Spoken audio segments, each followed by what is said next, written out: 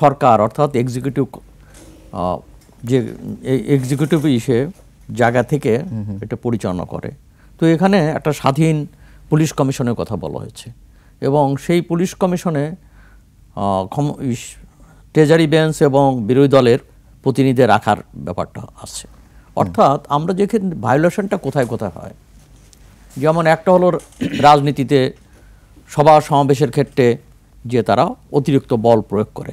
তো আমরা যদি দেখি যেখানে বিরোধী দলের প্রতিনিধি আছে, সরকারের প্রতিনিধি আছে, কিংবা মানবাধিকার কমিশনের প্রতিনিধি যদি সেখানে থাকে, তাহলে এই জায়গাটাকে সহজে রোধ হতে পারে। এটা একটা ইতিবাচক দিক বলে আমি মনে করি।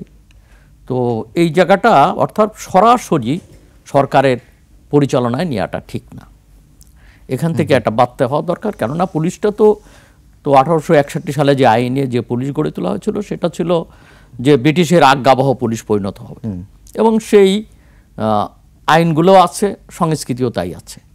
তো সেই আইনটা কি যে 61 সালের আইন, 1861 সালের যে আইন, সেই আইনগুলো আছে। তো তেমন একটা সংশোধন হয় নাই। আমরা প্রতিবেশী ভারতে দেখি অনেক আইনের পরিবর্তন। শিয়া বাটার ও ভিটামিন ই সমৃদ্ধ lily glam beauty soap. Lily always beautiful. অনেকেই বলে যে 150 বছরের আইন, পুরনো আইন দিয়ে কি হবে, আইন পরিবর্তন করতে হবে, কিন্তু আমরা তো দেখি বিভিন্ন ক্ষেত্রে আইনের অভাব নাই। না, আইনের মানে যথাযথ প্রয়োগ হচ্ছে কিন্তু আইনটাও যুগোপযোগী করা দরকার। এখানে যেমন 22টা আইনের প্রস্তাব করা হয়েছে যে এটাকে সংশোধন করার জন্য, অন্য অন্য আইনগুলো খতিয়ে দেখা দরকার।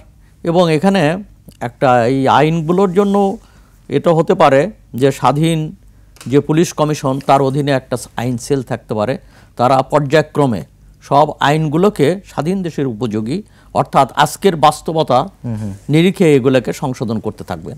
এটা হঠাৎ করে একবারে করা সম্ভব না যে কোন আইনগুলো তো পুলিশকে অতিরিক্ত ক্ষমতা দেয় কিংবা পুলিশকে ডিপ্রাইভ করে, সব কিছুই এগুলো নিয়মিত খতিয়ে দেখাটা হচ্ছে গুরুত্বপূর্ণ।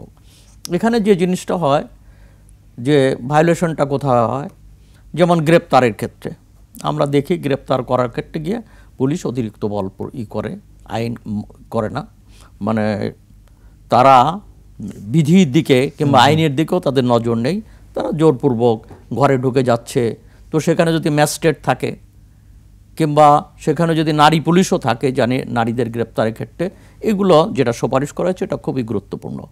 এটা একটা দরকার। নারী তো আমরা দেখি কোনো কোনো ক্ষেত্রে যথেষ্ট না, যথেষ্ট না, সব ক্ষেত্রেই না। আর একটা হলো যে জিজ্ঞাসাবাদের এই জায়গাটা আমার কাছে গুরুত্বপূর্ণ, যে ওয়ারেন্ট ছাড়া গ্রেপ্তার করা যাবে না। তো সেই ক্ষেত্রে একটা হটলাইনের মাধ্যমে তারা এটা যোগাযোগ করতে পারে যে তাকে গ্রেপ্তার করতে এসছে, সে জানাতে পারে যে আমাকে গ্রেপ্তার করতে আসছে, আসলে ওয়ারেন্ট আছে কিনা।